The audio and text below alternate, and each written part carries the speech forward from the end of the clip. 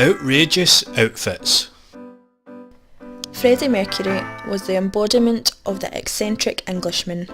His glamorous outfits left fans in shock, awe and amazement. His magnificently flamboyant looks challenged the boundaries of social acceptance. His personal fashion sense was every bit as revolutionary and perfectly reflected the unique and groundbreaking sound of Queen. There is something incredibly admirable about someone being brave enough to create their own look in stark contrast to the norm.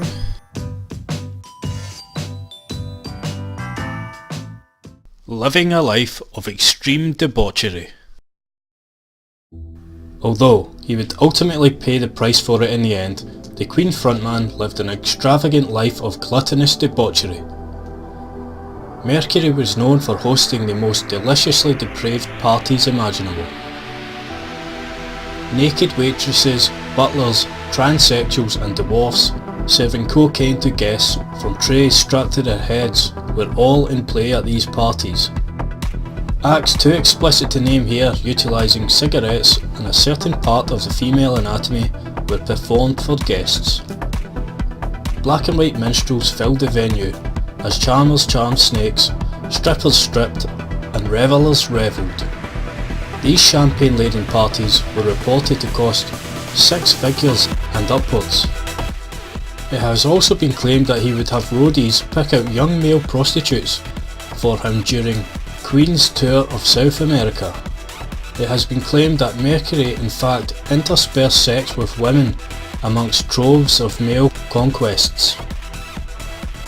An article by the New York Times claimed that he had a long-running sexual affair with Barbara Valentine. Though the drug and sex-fueled life of excess ultimately cut his life short after contracting AIDS, he lived a life of extravagant experience, savouring the extreme highs and lows consistent of a life of extreme debauchery. Owning Sid Vicious from the Sex Pistols. Sid Vicious of the Sex Pistols was the epitome of the punk movement, a symbol of self-decay and rebellion at the populist system.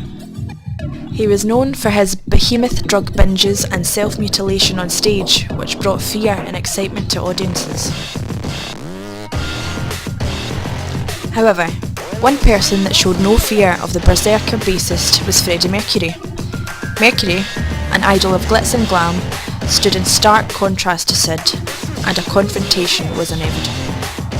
Vicious learned a lesson about judging books by their covers as he was manhandled out of the building by the supposedly soft singer of Queen after mocking him. Well, we met the Sex Pistols in Wessex Studios, and I thought it was fascinating. One day we were in the control room and Fred was sat at the desk, and suddenly we heard this voice, and it was Sid Vicious who'd come in, and he was clearly the worse for wear. Sid came in, and Sid was a moron, you know, he was an idiot. And he called into the room, "Have you succeeded in bringing ballet to the masses yet?"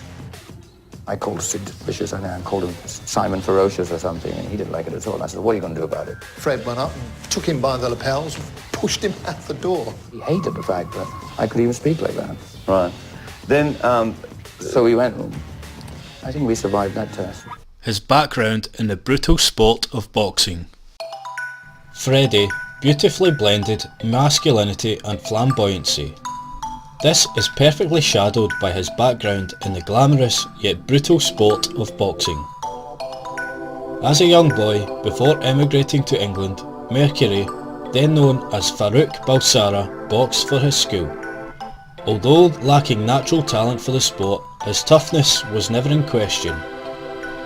Former bandmate Bruce Murray described watching him fight, taking a hellacious beating, blood smeared and yet refusing to quit.